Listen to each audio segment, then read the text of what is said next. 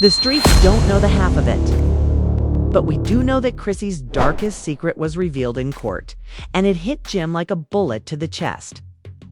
Jim Jones nearly spilled blood outside that courtroom when he suddenly snapped and lunged at Cameron in front of a yelling crowd. This wasn't your typical Harlem beef, though. The entire industry is rocked by what Jim yelled at Cameron Bro live. Some claim Cam knew all along, some claim Chrissy set it up, and some are afraid to speak at all. However, there is a missing witness, a leaked document, and an audio tape that purports to show Jim realizing he had been duped for years. Why is everyone quiet now that something significant is being buried? But we're digging it all up because once you hear what really happened, you won't look at them the same again. Stiff shoulders outside the courtroom. Why was Cameron even there? Why did Chrissy look dead at him when the judge said exposed? Nobody anticipated that Jim Jones would lose it like this in the Manhattan courthouse, but the tension was evident as the air became thick with lies, secrets, and the kind of betrayal that could rock anyone to their core. Cameron, who was always cool but unpredictable, had been keeping a low profile. But that wasn't going to last long because at the center of it all was Chrissy Lynn. His name, once synonymous with loyalty and love in the hip-hop industry, now carried a burden of scandal and rumors. But this was real. The evidence was damning, and the courtroom had just turned into a stage for a showdown for which no one was ready. When the judge's gavel struck to begin the hearing, the room fell silent, and all eyes were on Jim. He confronted a mixture of confusion and rage as he attempted to comprehend what was happening. A court clerk handed the judge a document, and when it was read out loud, it became evident that Chrissy had been concealing something significant. Jim got to his feet, his voice full of unfiltered emotion. "She's lying. This is all a setup." His hands were clenched, his knuckles white, but nobody could have predicted what would happen next. As everyone waited to see what would happen next, Jim was fuming. "You knew about this. You knew." Cameron, who had been sitting a few feet away, stood up for a brief moment, his face impassive. But the tension between him and Jim was intense enough to pierce the courtroom buzzing as their eyes met the deafening silence. The two men locked eyes, their history and loyalty to one another flashing through their minds, and the tension increased as they did. Cameron, who was cool and collected, didn't flinch. "Let's take this outside," he muttered, his voice as cold as ice. But Jim, who was feeling angry and betrayed, wasn't having any of it. The crowd watched, uncertain of what would happen next. And it was obvious that Jim wasn't going to let this go without a fight. He stormed out of the courtroom, leaving a trail of rumors and conjecture in his wake. "You think I'm going to walk away from this after everything we've been through?" he asked, his words cutting through the air of the courtroom. Determined. He followed him. After they left the courtroom, the normal commotion of the courthouse grounds seemed like a faint murmur in contrast to the electric tension between the two men. Jim was pacing back and forth, his mind racing with everything that had just happened to him. Chrissy's betrayal wasn't just about her. It was the trust, friendship, and loyalty they had developed. "What the hell is going on, Jim?" he barked, his voice rising. "She's been lying to me the entire time, and you didn't say anything." "I didn't know, Jim. You're taking this the wrong way. I've got your back," he said, taking a deep breath. Cameron tried to hold his ground, "But I didn't know the whole story. You have to believe me, man." His voice was steady, but there was a tension in his eyes that made it obvious that whatever was going on with Chrissy was much deeper than either of them. With fury, "Don't give me that. You knew something was off. How long were you going to let her play me for a fool?" Jim's eyes briefly softened as he realized that, despite his best efforts to deny it, the evidence was right in front of him. "What the hell are we going to do now?" Jim asked, his anger gradually growing. Jim didn't want to believe that someone he had trusted like family could turn on him like this. As he lowered his voice and stepped closer, Cameron came to the grim realization. "We need to figure this out together. You've got to get to the bottom of this." However, as he finished, a voice from behind them broke the tension. "Hey, are you two going to stand here and argue, or are we going to do something?" When Jim and Cameron turned to face a group of reporters with cameras trained on them, the voice was loud and demanding attention. "The paparazzi had arrived, so why don't you two tell us what happened in the courtroom?" One reporter yelled, "Is Chrissy's betrayal the reason for the rift?" Another reporter added, "Is Chrissy's betrayal the reason for the rift?" Jim's face darkened even more as the "you're." Jim yelled at the reporters in a frustrated tone, "You have no idea what's really going on here." He wasn't in the mood for interviews, especially with the entire world watching, but the damage had already been done. The more he yelled, the more, with the cameras flashing and the world watching every moment of this drama. Cameron pulled Jim away and said in a low voice, "We can't keep doing this, man. The world is watching. We need to stay ahead of this." Jim nodded slowly, his face hardening. He knew Cameron was right, but there was something more profound that Jim had to consider. Jim wasn't prepared to give up. "We'll handle it our way, but we're doing it on our terms." The two men stood there, locked in their own private battle, with the world watching their every move. The betrayal had been exposed, and the betrayal wasn't just about Chrissy anymore. It was about everything: the lies, the secrets, and the friendships that were now hanging by a thread. As the cameras panned around them, it became evident that the fallout was only getting started. The aftermath of what transpired outside the courtroom was nothing short of chaotic. And the media storm was in full swing. With every outlet from the largest gossip websites to the local tabloids eating up the drama, but Jim Jones the more Jim thought about it, the more he realized that there were things he hadn't known that he should have known. In the middle of it all, Jim's phone buzzed nonstop. The screen lit up with an endless stream of notifications, and his mind raced, bouncing from one thought to another. Chrissy's betrayal had been deeply hurtful, but it wasn't just about her. Jim took a long drag from his cigar and looked at Jim. "You're right to feel that way, but don't let the anger blind you, man. You have to think through it. We're in the middle of something bigger here. Seen coming, man? I don't trust anyone anymore," Jim muttered, staring at his phone as the messages poured in.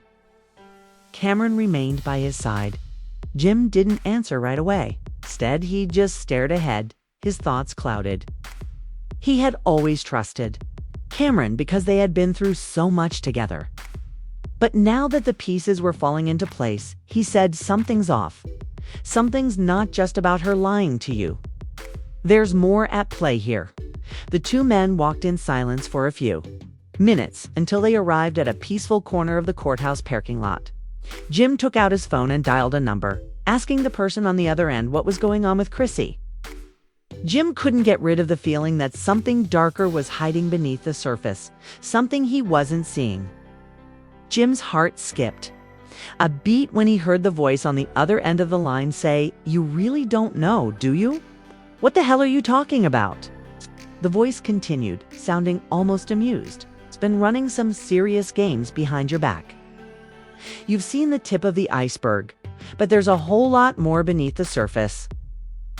The voice on the phone laughed icily. "I wouldn't be so sure, Jim. You're about to find out the hard way. Things are about to get real messy for you." Jim clenched his fist, his nails digging into his palm.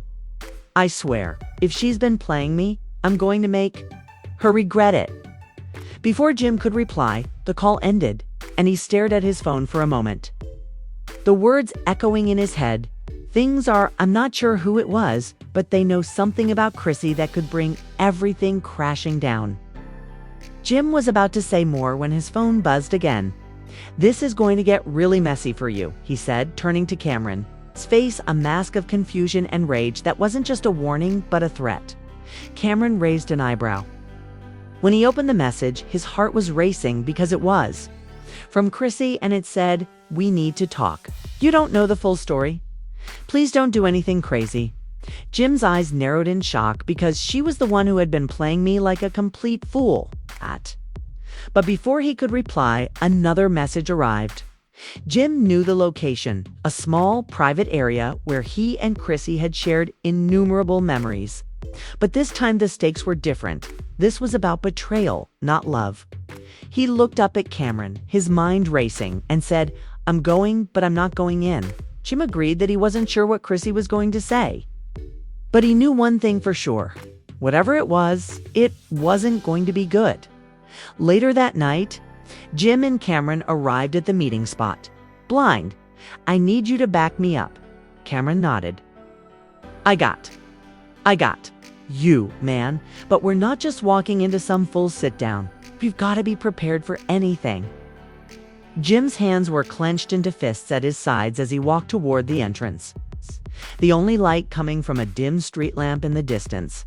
As they entered the building, Jim noticed Chrissy sitting in the corner, looking calm but nervous. Her face softened when she saw him, but her eyes lacked warmth. And Jim's stomach twisted with discomfort. "Chrissy," he remarked icily, "what the heck is going on? You've been deceiving me and manipulating me, and now you want me to..." "Jim, please allow me to clarify that I never intended for any of this to occur," Chrissy said, looking up at him with an unreadable expression. Jim crossed his arms over his chest. "I never wanted to hurt you, Jim, but there are things that I couldn't tell you that go way beyond just me," Chrissy said with a sigh, her eyes darting to the floor as if she was looking for the right words. Jim's eyes blazed with rage. "What? Do you mean don't give me that crap? What's really going on?" "I've been pushed into a corner, Jim," Chrissy said in a tremulous voice. "They've been threatening me, and they have dirt on me that could destroy everything, so I had no choice but to comply." Jim gazed at her incredulous expression and said, "Who has been threatening you?" The door opened before she could react. Jim's heart pounded as the door behind them slammed shut, leaving the room dark. What the heck is going on? A figure emerged from the shadows. It was someone Jim had never anticipated seeing. Someone who had been manipulating things behind the scenes. But Jim knew then that the reality was more perilous than he had ever thought. The tension in the room was evident as Jim's heart raced, while he stood motionless, staring at the figure that had just entered the shadows. His fists were clenched involuntarily as he tried to process the situation, and his eyes shifted to Chrissy, who appeared to be just as shocked as he was, asking, "Who the hell are you?" Jim's blood ran cold as the figure took another step into view. "Cameron," Jim whispered incredulously. Jim demanded, his voice harshly, but the figure didn't respond right away. They stepped into the dim light, just enough for Jim to make out their silhouette. The man who was meant to be his brother, the one who had supported him through everything, the one who had stayed by him when no one else would. "Jim, you don't know the whole story," Cameron remarked in a somber, almost menacing tone. "But well, it's time to find out the truth and to quit ignoring the greater picture." "I didn't mean to hurt you, but there are things that Cameron has been a part of that you don't understand." Jim shook his head, his world spinning. "What the hell are you talking about? You've been by my side the entire time." Chrissy's eyes darted between Jim and Cameron. Jim's face was twisted in confusion. "No, Chrissy, you've been playing me from the beginning. I can't." When business was involved, Cameron's expression briefly softened, almost as if he felt sorry for Jim. But then it vanished and was replaced by the look that had always been there. "It's not a setup, Jim. It's the truth. I've been working behind the scenes for longer than you realize.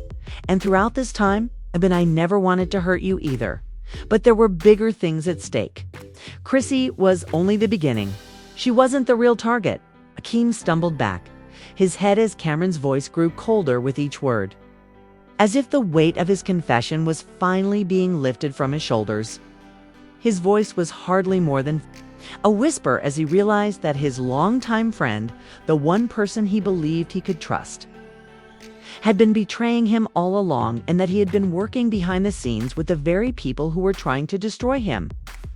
"You've been working with them," Jim said, the realization striking him more forcefully than any blow. "Yes," Cameron responded. Voice resigned, saying, "But not for the reasons you think you've been the target for a long time. Jim, you were the key to bringing everything down, and I was the inside man, feeding them information and watching your SID, and watching your every move so they could make their move. But not anymore." "What do you mean, not anymore?" Jim's voice was shaky with emotion. "Running high? You think you can just leave me after everything you've done?" Cameron's eyes met Jim's with a cold resolve, saying, "I'm done with them, but I'm done with you. You've been too wrapped up in loyalty to see the wider picture." And before Jim could react, he heard a car engine revving outside. As he gestured for Jim to follow him, Cameron's face remained unreadable. The abrupt change in tone and the detached demeanor rocked Jim to his core. What was going on, and why was Cameron acting so differently? "Let's go," Cameron said, turning his back and heading for the door. Jim stood there for a moment, trying to comprehend what had just transpired. He followed Cameron outside, unable to get rid of the feeling that he was walking straight into a trap. As soon as he stepped out into the cold air, the harsh sound of a car door slamming shut reverberated through the parking lot. He couldn't comprehend it. His mind was racing, leaping from one startling thought to the next, wondering what the bigger picture was and why he had been so blind to it. Jim felt his stomach turn as he approached the black SUV with tinted windows that was waiting in front of them. "We're getting out of here," Cameron said in a firm voice. "And you better be ready, Jim. This isn't just about you anymore. It's bigger than you. It's bigger than all of us."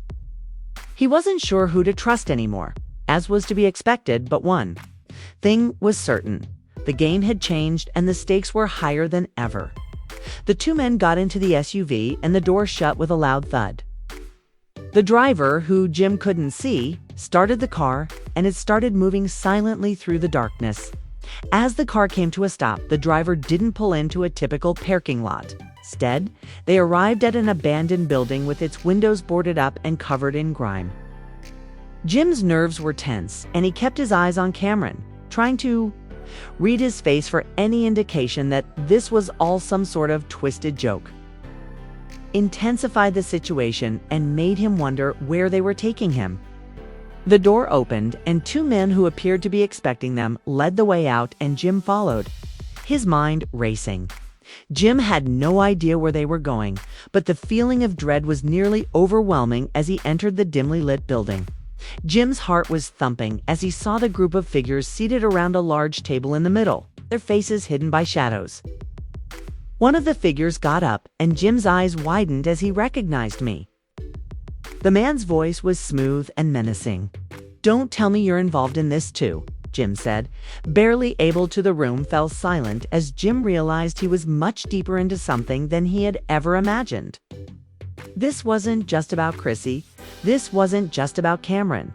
This was much bigger, and now there was there.